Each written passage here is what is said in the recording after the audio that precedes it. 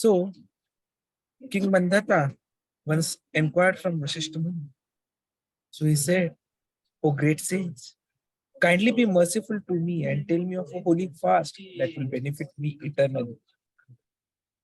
So Vasishtha Muni replied, O king, kindly listen as described the best of all fast days, Amalaki Ekadashi.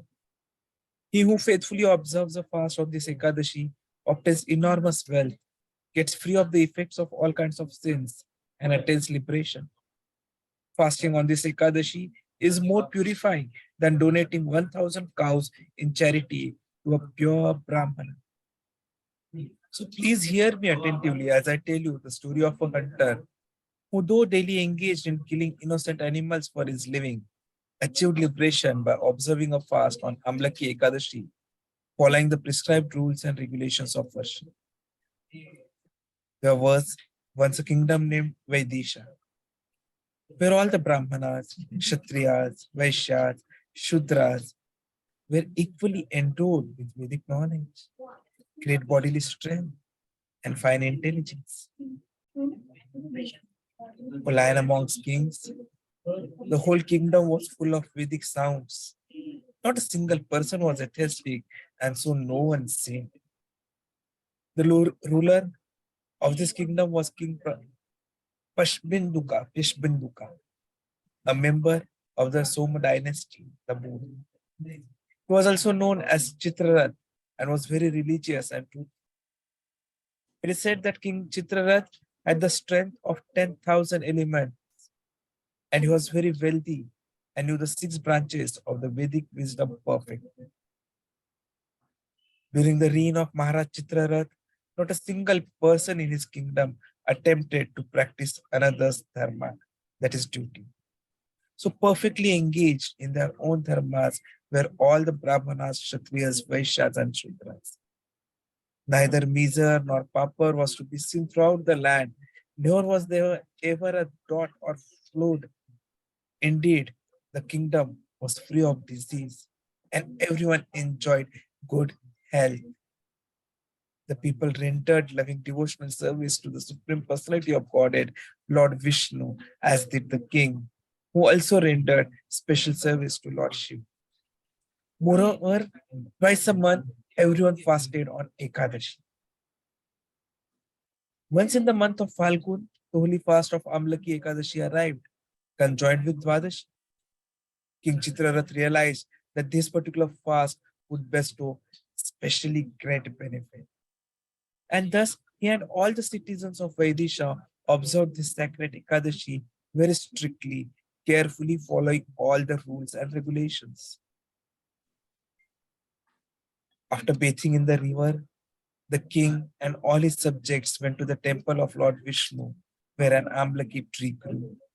First, the king and his leading sages offered the tree a pot filled with water, as well as a fine canopy, shoes, gold, diamonds, rubies, pearls, sapphires, and aromatic incense. Then they worshipped Lord Parasurama with these prayers. O Lord Parasurama, O son of Renuka, O all-pleasing one, O liberator of the worlds, kindly come beneath this holy Amalaki tree and accept our humble obeisances. Then they prayed to the Amalaki tree, O Amalaki, O offspring of Lord Brahma, you can destroy all kinds of sinful reactions. Please accept our respectful obeisances and these humble gifts. O Amalaki, you are actually the form of Brahman, and you were once worshipped by Lord Ramacandra himself. Whoever circumambulates you is therefore immediately freed from all his sins.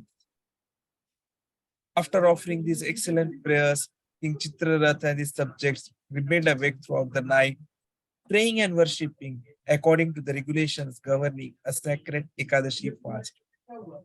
It was during this auspicious time of fasting and prayer that a very irreligious man approached the assembly, a man who maintained himself and his family by killing animals. Burdened with both fatigue and sin, the hunter saw the king and the citizens of Vaidisha observing Amalaki Ekadashi by performing an all-night vigil, fasting, and worshipping Lord Vishnu in the beautiful forest setting. which was brilliantly illuminated by many lamps.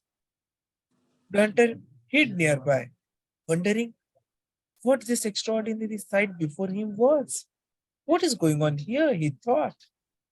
What he saw in that lovely forest beneath the holy Amalaki tree was the deity of Lord Damodar being worshipped upon the asana of a water pond.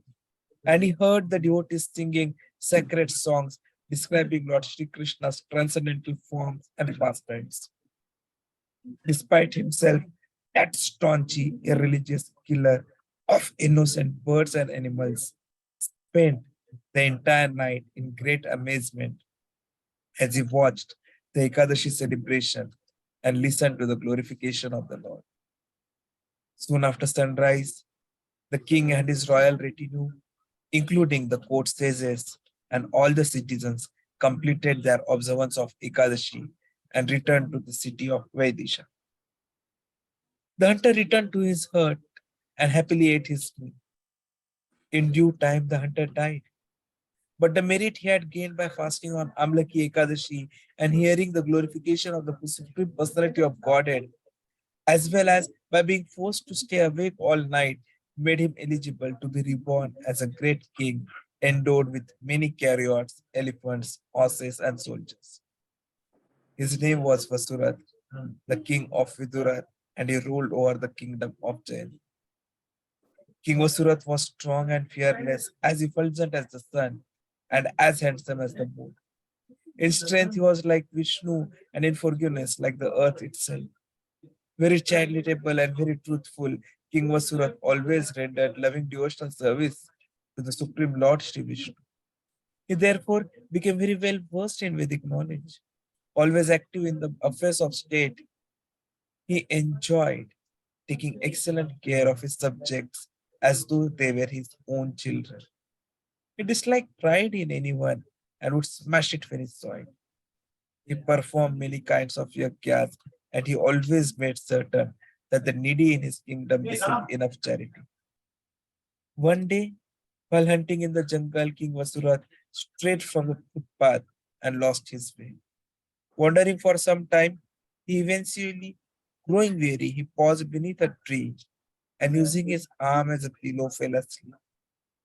As he slept, some barbarian tribesmen came upon him and remembering their long-standing enmity toward the king, began discussing among themselves various ways to kill. It is because he killed our fathers, mothers, brothers-in-law, grandsons, nephews, and uncles that you are forced to aimlessly wander like so many madmen in the forest. So saying, they prepared to kill King Vasurat with various weapons, including spears, swords, arrows, and mystic ropes. But none of these deadly weapons could even touch the sleeping king. And soon, the uncivilized, dog-eating tribesmen grew frightened. Their fear sapped their strength, and before long, they lost what little intelligence they had and became almost unconscious with bewilderment and weakness. Suddenly, a beautiful woman appeared from the king's body, standing there out of the giants, decorated with many ornaments, emitting wonderful fragrance, wearing excellent garland around her neck, her eyebrows drawn in a mood of fierce anger, and her fiery red eyes ablaze. She looked like death personified. With a blazing chakra, she quickly killed all the tribal hunters who had tried to slay the sleeping king. Just when the king awoke and seeing all the dead tribesmen lying around him, he was astonished. He wondered, these are all great enemies of mine. Who has slain them so violently? Who is my great benefactor? At that very moment, he heard a voice from the sky.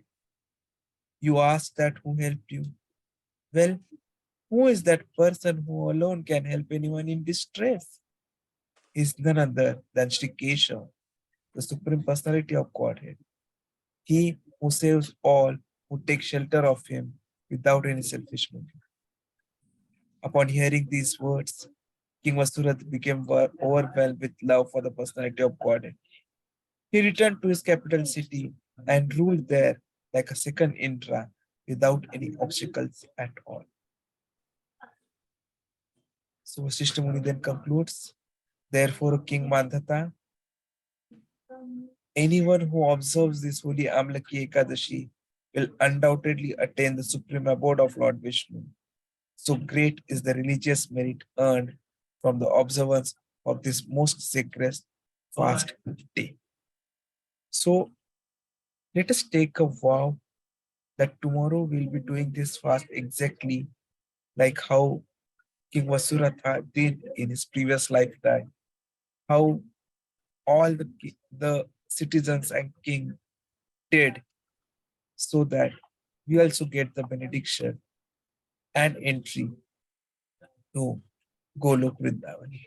Hare Krishna.